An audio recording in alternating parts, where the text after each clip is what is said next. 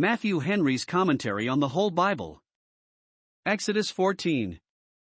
The departure of the children of Israel out of Egypt, which was indeed the birth of the Jewish Church, is made yet more memorable by further works of wonder, which were wrought immediately upon it. Witness the records of this chapter, the contents whereof, together with a key to it, we have, Hebrews 11 verse 29. They passed through the Red Sea as by dry land, which the Egyptians essaying to do were drowned, and this they did by faith, which intimates that there was something typical and spiritual in it. Here is 1. The extreme distress and danger that Israel was in at the Red Sea. 1. Notice was given of it to Moses before, verses 1 to 4. 2. The cause of it was Pharaoh's violent pursuit of them, verses 5 to 9. 3. Israel was in a great consternation upon it, verses 10 to 12. 4. Moses endeavors to encourage them, verses 13 and 14. 2. The wonderful deliverance that God wrought for them out of this distress. 1. Moses is instructed concerning it, verses 15 to 18. 2. Lines that could not be forced are set between the camp of Israel and Pharaoh's camp, verses 19 and 20. 3. By the divine power the Red Sea is divided, verse 31, and is made 1. A lane to the Israelites, who marched safely through it, verses 22 and 29. But 2. To the Egyptians it was made 1. An ambush into which they were drawn, verses 23 to 25. And 2. A grave in which they were all buried, verses 26 to 28. 3. The impressions this made upon the Israelites, verses 30 and 31. The Israelites pursued by Pharaoh, 1491 BC. 1. And the Lord spake unto Moses, saying, 2. Speak unto the children of Israel, that they turn and encamp before Pi-hahiroth, between Migdol and the sea, over against Baal-zephon, before it shall ye encamp by the sea. 3. For Pharaoh will say of the children of Israel, they are entangled in the land, the wilderness hath shut them in. 4. And I will harden Pharaoh's heart, that he shall follow after them, and I will be honored upon Pharaoh, and upon all his host, that the Egyptians may know that I am the Lord. And they did so. 5. And it was told the king of Egypt that the people fled, and the heart of Pharaoh and of his servants was turned against the people, and they said, Why have we done this, that we have let Israel go from serving us? 6. And he made ready his chariot, and took his people with him. 7. And he took 600 chosen chariots, and all the chariots of Egypt, and captains over every one of them. 8. And the Lord hardened the heart of Pharaoh king of Egypt, and he pursued after the children of Israel, and the children of Israel went out with an high hand. 9. But the Egyptians pursued after them, all the horses and chariots of Pharaoh, and his horsemen, and his army, and overtook them encamping by the sea beside Pi-hahiroth before Baal-zephon. We have here 1. Instructions given to Moses concerning Israel's motions and encampments, which were so very surprising that if Moses had not express orders about them before they would scarcely have been persuaded to follow the pillar of cloud and fire. That therefore there might be no scruple nor dissatisfaction about it, Moses is told before 1. Whither they must go, verses 1 and 2. They had got to the edge of the wilderness, chapter 13 verse 20, and a stage or two more would have brought them to Horeb, the place appointed for their serving God, but instead of going forward, they are ordered to turn short off, on the right hand from Canaan, and to march towards the Red Sea. Where they were at Etham, there was no sea in their way to obstruct their passage, but God himself orders them into straits, which might give them an assurance that when his purposes were served he would without fail bring them out of those straits. Note, God sometimes raises difficulties in the way of the salvation of his people, that he may have the glory of subduing them, and helping his people over them. 2. What God designed in these strange orders. Moses would have yielded an implicit obedience, though God had given him no reason, but shall he hide from Moses the thing that he does? No, Moses shall know 1. That Pharaoh has a design to ruin Israel, verse 3. 2. That therefore God has a design to ruin Pharaoh, and he takes this way to effect it, verse 4. Pharaoh's sagacity would conclude that Israel was entangled in the wilderness and so would become an easy prey to him, and, that he might be the more apt to think so, God orders them into yet greater entanglements. Also, by turning them so much out of their road, he amazes him yet more, and gives him further occasion to suppose that they were in a state of embarrassment and danger. And thus, says God, I will be honored upon Pharaoh. Note 1. All men being made for the honor of their Maker, those whom he is not honored by he will be honored upon. 2. What seems to tend to the church's ruin is often overruled to the ruin of the church's enemies, whose pride and malice are fed by providence, that they may be ripened for destruction. 2. Pharaoh's pursuit of Israel, in which, while he gratifies his own malice and revenge, he is furthering the accomplishment of God's counsels concerning him. It was told him that the people fled, verse 5. Such a fright was he in, when he gave them leave to go, that when the fright was a little over he either forgot, or would not own, that they departed with his consent, and therefore was willing that it should be represented to him as a revolt from their allegiance. Thus what may easily be justified is easily condemned, by putting false colors upon it. Now, hereupon, 1. He reflects upon it with regret that he had connived at their departure. He and his servants, though it was with the greatest reason in the world that they had let Israel go, yet were now angry with themselves for it. Why have we done thus? 1. It vexed them that Israel had their liberty, that they had lost the profit of their labors, and the pleasure of chastising them. It is meat and drink to proud persecutors to trample upon the saints of the Most High, and say to their souls, Bow down, that we may go over, and therefore it vexes them to have their hands tied. Note, the liberty of God's people is a heavy grievance to their enemies, Esther 5 verses 12 and 13, Acts 5 verses 17 and 33. 2. It aggravated the vexation that they themselves had consented to it, thinking now that they might have hindered it, and that they needed not to have yielded, though they had stood it out to the last extremity. Thus God makes men's envy and rage against his people a torment to themselves, Psalm 112 verse 10. It was well done to let Israel go, and what they would have reflected on with comfort if they had done it from an honest principle, but doing it by constraint, they called themselves 1,000 fools for doing it, and passionately wished it undone again. Note, it is very common, but very absurd and criminal, for people to repent of their good deeds, their justice and charity, and even their repentance, are repented of. See an instance somewhat like this, Jeremiah 34 verses 10 and 11. 2. He resolves, if possible, either to reduce them or to be revenged on them. In order to this, he levies an army, musters all his force of chariots and horsemen, verses 17 and 18. For, it should seem, he took no foot with him, because the king's business required haste, and thus he doubts not, but he shall re-enslave them, verses 6 and 7. It is easy to imagine what a rage Pharaoh was now in, roaring like a lion disappointed of his prey, how his proud heart aggravated the affront, swelled with indignation, scorned to be baffled, longed to be revenged, and now all the plagues are as if they had never been. He has quite forgotten the sorrowful funerals of his firstborn, and can think of nothing but making Israel feel his resentments. Now he thinks he can be too hard for God himself, for, otherwise, could he have hoped to conquer a people so dear to him? God gave him up to these passions of his own heart, and so hardened it. It is said, verse 8, the children of Israel went out with a high hand, that is, with a great deal of courage and bravery, triumphing in their release, and resolved to break through the difficulties that lay in their way. But the Egyptians, verse 9, pursued after them. Note, those that in good earnest set their faces heavenward, and will live godly in Christ Jesus, must expect to be set upon by Satan's temptations and terrors. He will not tamely part with any out of his service, nor go out without raging, Mark 9 verse 26. 10 And when Pharaoh drew nigh, the children of Israel lifted up their eyes, and, behold, the Egyptians marched after them, and they were sore afraid, and the children of Israel cried out unto the Lord. 11 And they said unto Moses, because there were no graves in Egypt, hast thou taken us away to die in the wilderness? Wherefore hast thou dealt thus with us, to carry us forth out of Egypt? 12 Is not this the word that we did tell thee in Egypt, saying, Let us alone, that we may serve the Egyptians? For it had been better for us to serve the Egyptians, than that we should die in the wilderness. 13 And Moses said unto the people, Fear ye not, stand still, and see the salvation of the Lord, which he will show to you today. For the Egyptians whom ye have seen today, ye shall see them again no more forever.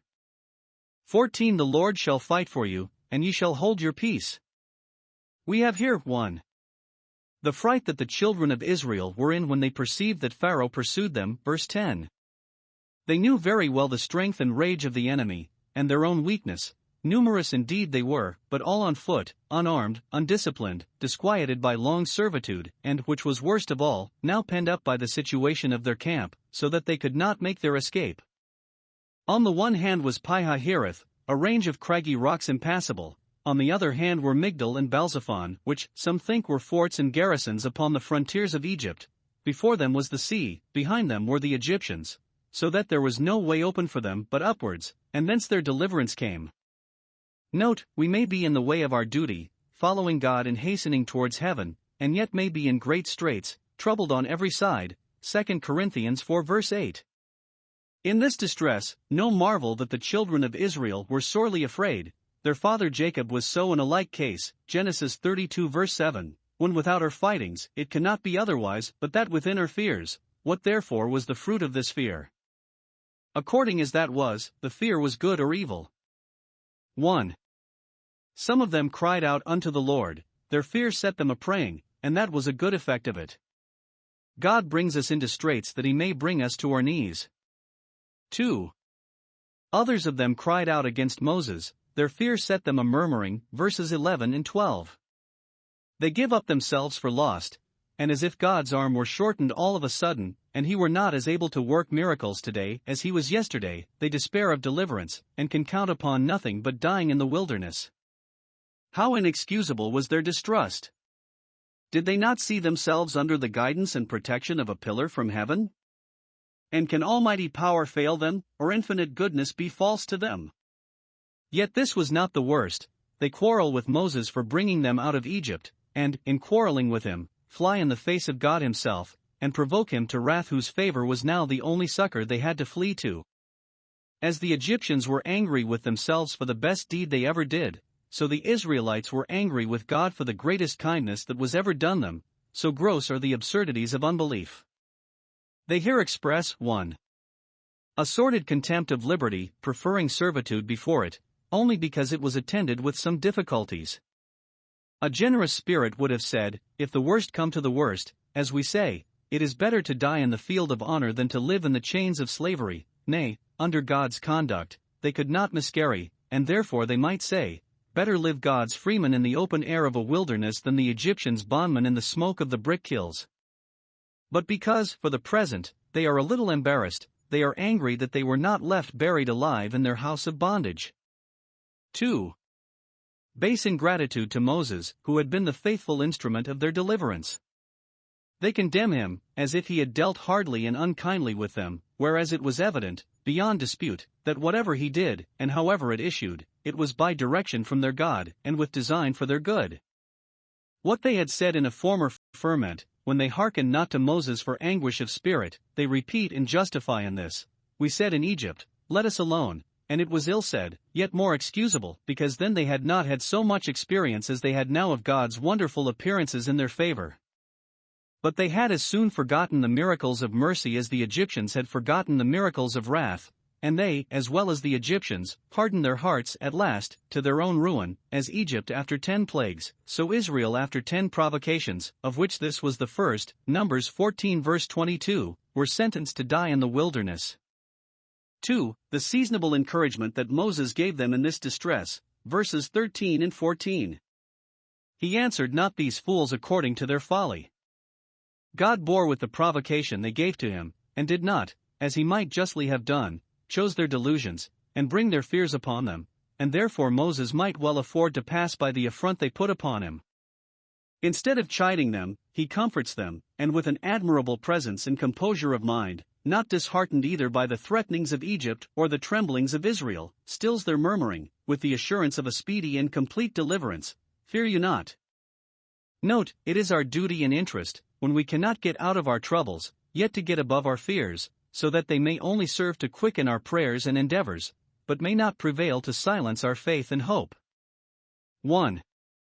He assures them that God would deliver them, that he would undertake their deliverance, and that he would effect it in the utter ruin of their pursuers. The Lord shall fight for you.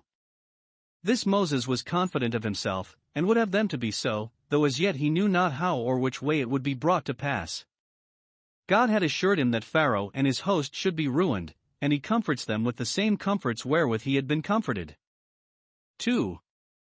He directs them to leave it to God, in a silent expectation of the event. Stand still, and think not to save yourselves either by fighting or flying. Wait God's orders, and observe them. Be not contriving what course to take, but follow your leader. Wait God's appearances, and take notice of them, that you may see how foolish you are to distrust them.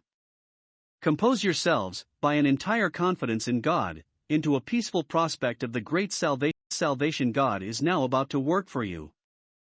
Hold your peace. You need not so much as give a shout against the enemy, as Joshua 6 verse 16. The work shall be done without any concurrence of yours. Note 1. If God himself bring his people into straits, he will himself discover a way to bring them out again. 2.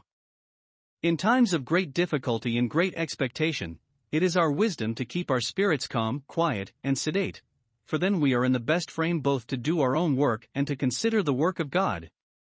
Your strength is to sit still, Isaiah 30 verse 7, for the Egyptians shall help in vain, and threaten to hurt in vain.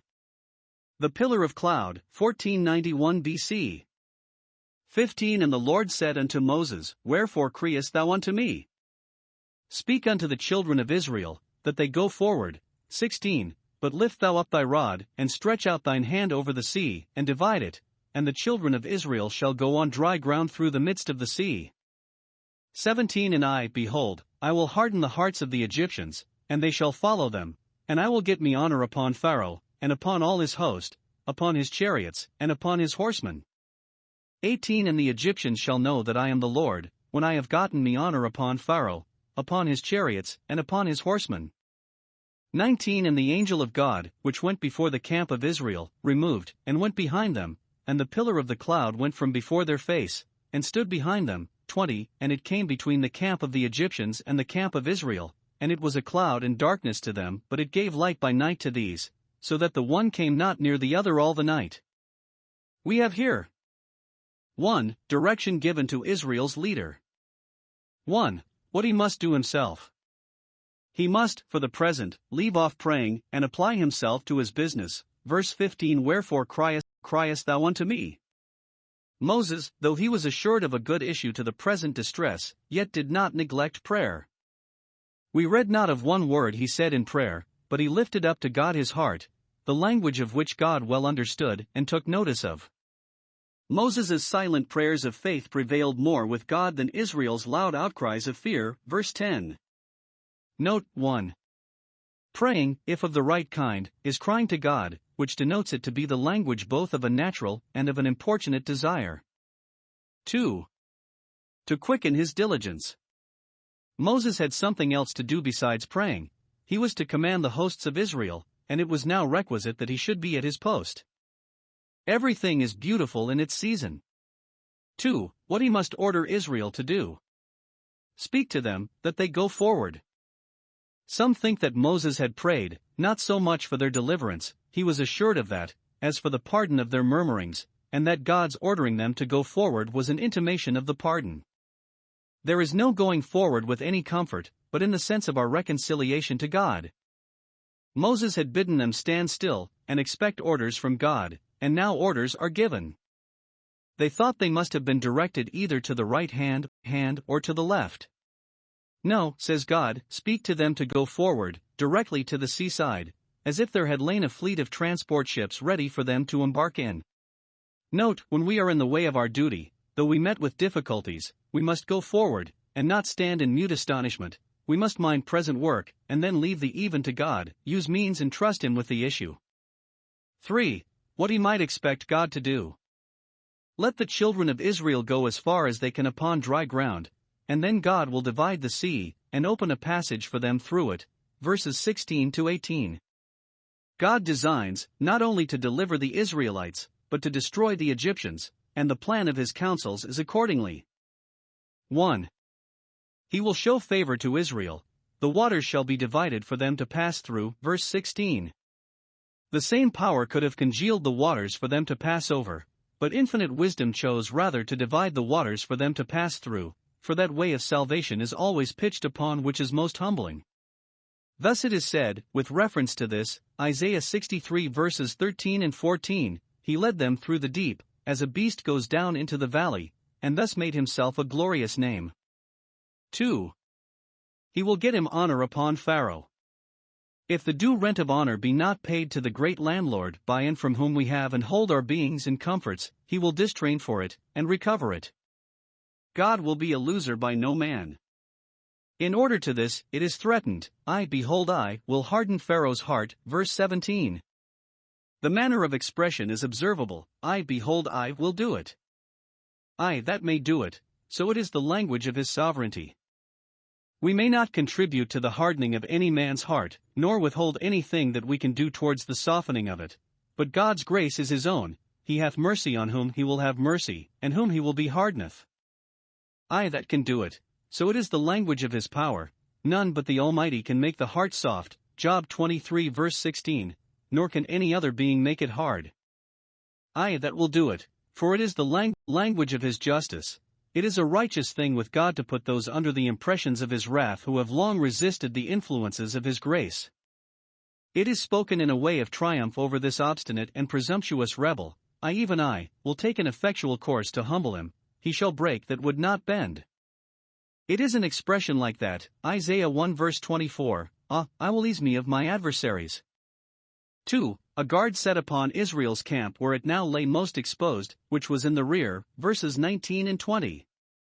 The angel of God, whose ministry was made use of in the pillar of cloud and fire, went from before the camp of Israel, where they did not now need a guide. There was no danger of missing their way through the sea, nor needed they any other word of command than to go forward, and it came behind them, where now they needed a guard, the Egyptians being just ready to seize the hindmost of them, and so was a wall of partition between them. There it was of use to the Israelites, not only to protect them, but to light them through the sea, and, at the same time, it confounded the Egyptians, so that they lost sight of their prey just when they were ready to lay hands on it. The word and providence of God have a black and dark side towards sin and sinners, but a bright and pleasant side towards those that are Israelites indeed. That which is a savor of life unto life to some is a savor of death unto death to others. This was not the first time that he who in the beginning divided between light and darkness, Genesis 1 verse 4, and still forms both, Isaiah 45 verse 7, had, at the same time, allotted darkness to the Egyptians and light to the Israelites, a specimen of the endless distinction which will be made between the inheritance of the saints in light, and that utter darkness which forever will be the portion of hypocrites. God will separate between the precious and the vile. The destruction of the Egyptians, 1491 BC. 21 And Moses stretched out his hand over the sea, and the Lord caused the sea to go back by a strong east wind all that night, and made the sea dry land, and the waters were divided. 22 And the children of Israel went into the midst of the sea upon the dry ground, and the waters were a wall unto them on their right hand, and on their left. 23 And the Egyptians pursued, and went in after them to the midst of the sea, even all Pharaoh's horses, his chariots, and his horsemen. 24 And it came to pass, that in the morning watch the Lord looked unto the host of the Egyptians through the pillar of fire and of the cloud, and troubled the host of the Egyptians, 25, and took off their chariot wheels, that they drave them heavily, so that the Egyptians said, Let us flee from the face of Israel, for the Lord fighteth for them against the Egyptians. 26 And the Lord said unto Moses, Stretch out thine hand over the sea, that the waters may come again upon the Egyptians, upon their chariots, and upon their horsemen.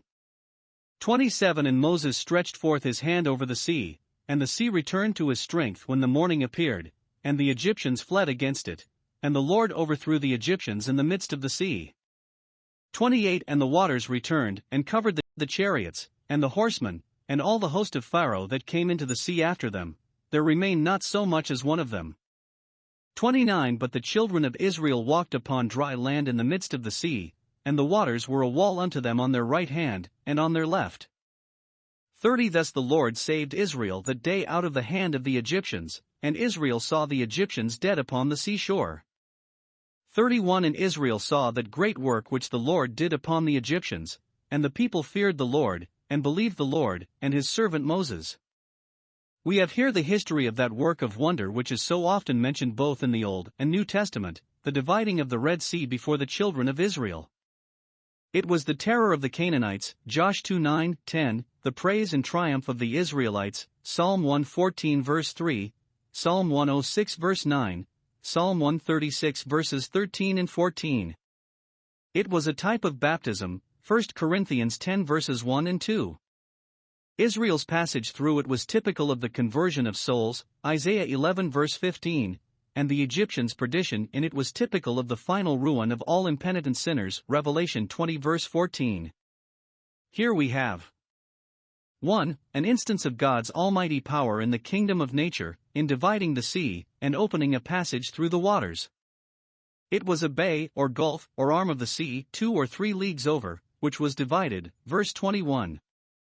The instituted sign made use of was Moses' stretching out his hand over it, to signify that it was done in answer to his prayer, for the confirmation of his mission, and in favor to the people whom he led.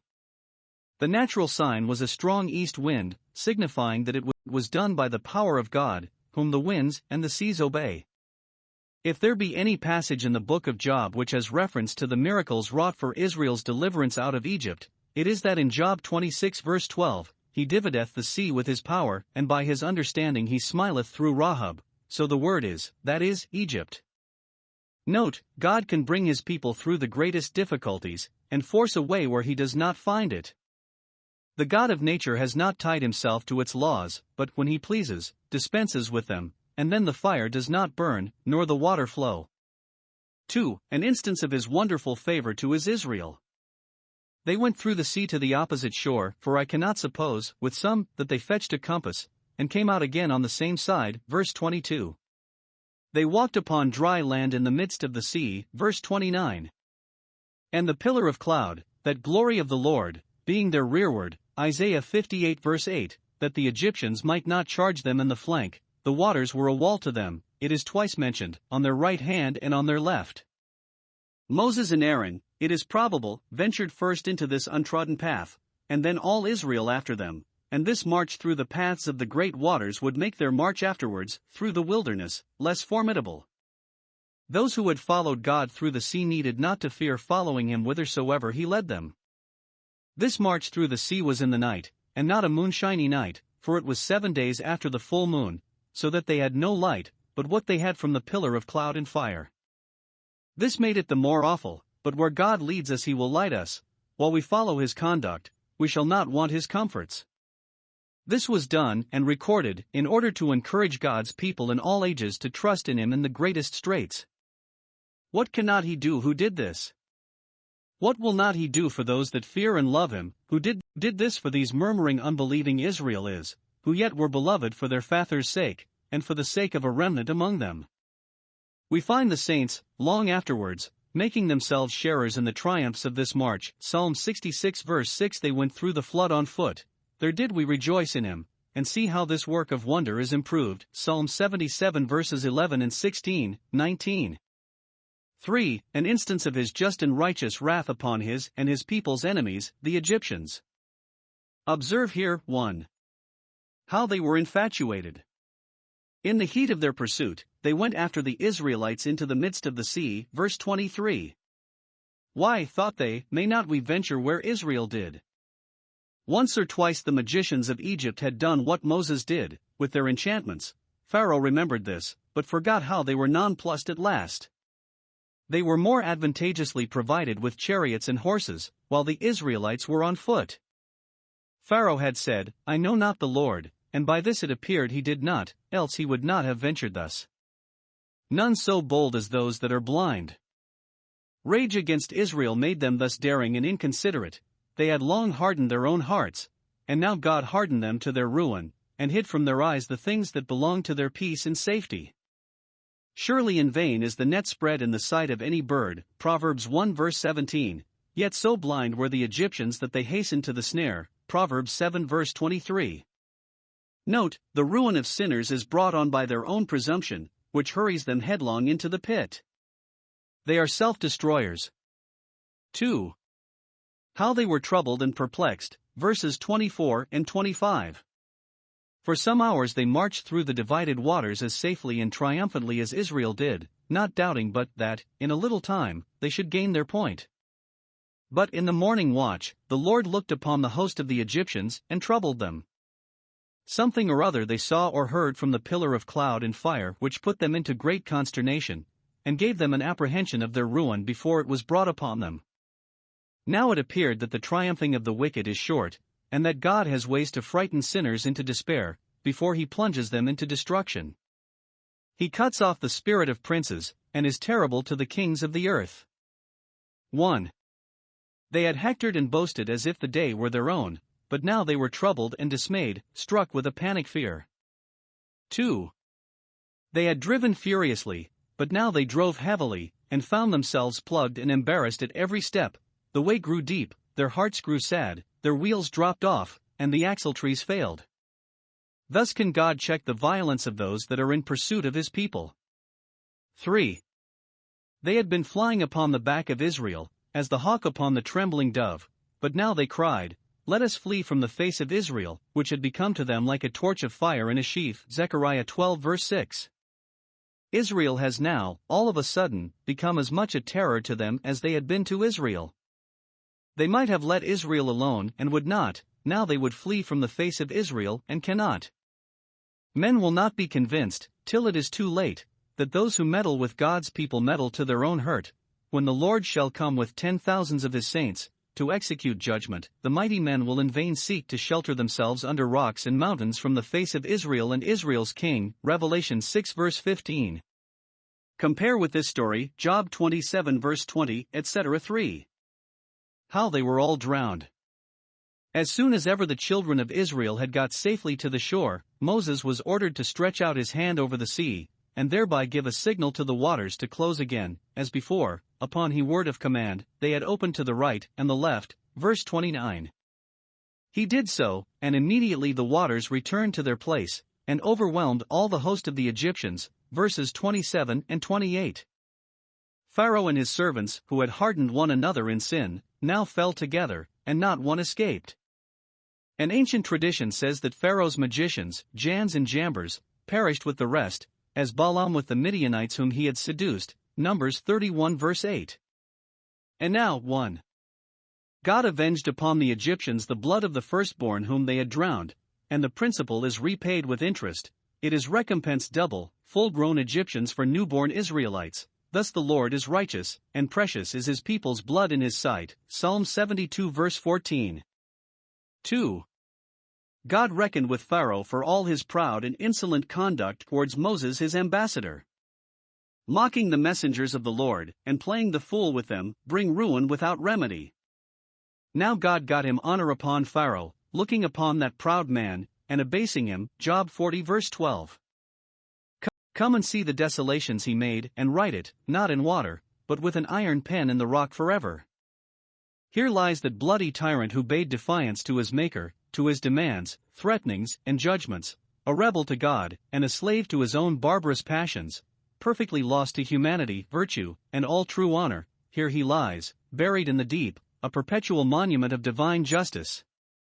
Here he went down to the pit, though he was the terror of the mighty in the land of the living. This is Pharaoh and all his multitude. Ezekiel 31 verse 18. For here is the notice which the Israelites took of this wonderful work which God wrought for them, and the good impressions which it made upon them for the present. 1. They saw the Egyptians dead upon the sands. Verse 30. Providence so ordered it that the next tide threw up the dead bodies. 1. For the greater disgrace of the Egyptians.